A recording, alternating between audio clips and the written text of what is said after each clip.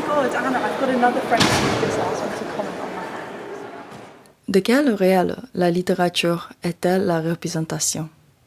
Le sujet affirme que la littérature représente le réel en nous demandant de préciser lequel.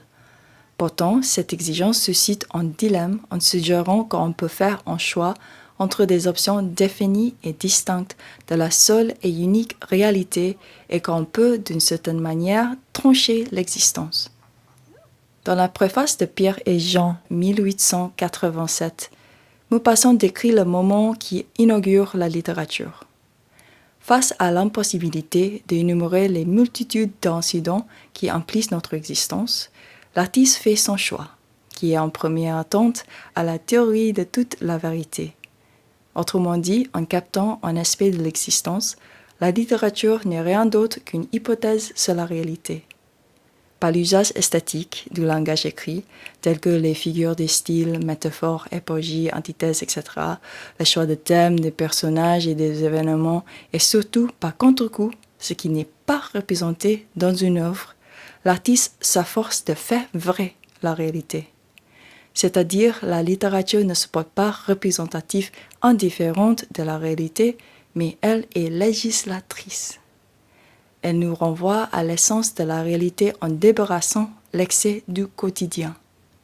De cette manière, cela fait un renversement de l'adage « la vie fait le tri », qui implique la subordination de l'existence humaine au hasard, à une vie obstruée des faits illogiques qui rendent la réalité incompréhensible.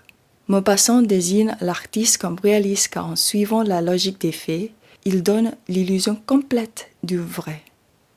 C'est en employant ses capacités littéraires que l'artiste réaliste dépoile la vie quotidienne de ses contingences et nous offre une vision d'une réalité plus vraie que réelle.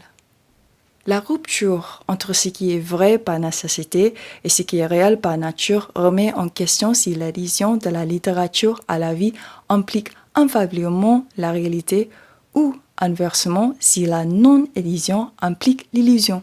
Cela nous renvoie au dilemme du début, où peut-être le choix de quel réel ne s'agit pas du choix artistique, mais du choix existentiel. Une bifurcation de l'existence motivée par la tentative du sujet fini de saisir un objet infini. D'un côté, l'existence vécue, où ce qui s'est passé réellement est illogique, contingent et inintelligible. Et de l'autre côté, l'existence décrite, où les faits rendus présents sont logiques, nécessaires et compréhensibles. Or, si l'objet de la littérature n'est rien d'autre que la réalité elle-même, la vie n'est qu'un tourbillon. Donc, de livret de vie. La littérature, figure-t-elle une vérité conforme à la réalité ou une hypothèse négligeable?